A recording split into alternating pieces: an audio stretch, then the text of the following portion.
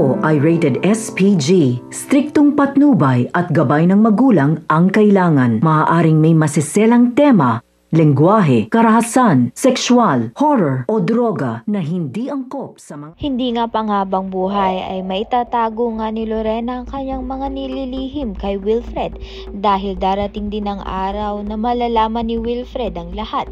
Katulad nga ng anak nga nito ni Lorena na matagal nga niyang tinago dito kay Wilfred.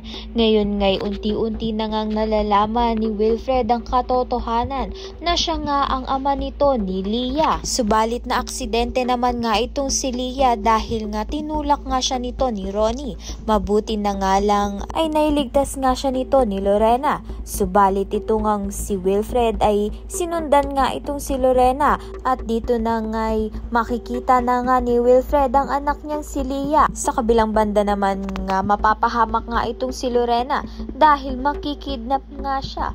Dito na nga kaya mapagbabayaran na ni Lorena ang kasalanang pilit niya ngang ibinabaon sa limot. Ang aksidente niya ngang napaslang ito ngang si Joy, ang asawa nga noon nito ni Wilfred. Dahil nga nawala ng malay itong si Lorena ay mapapaniginipan niya ngang masama dahil napaniginipan nga niya na nalaman ng araw ni Wilfred ang katotohanan. At galit na galit nga raw itong si Wilfred. Takot na takot nga itong si Lorena nang magising nga siya at isang panaginip lang pala. Kaya naman nga't yan at iba pa ang dapat nating pakaabangan. Maraming salamat sa iyong panonood.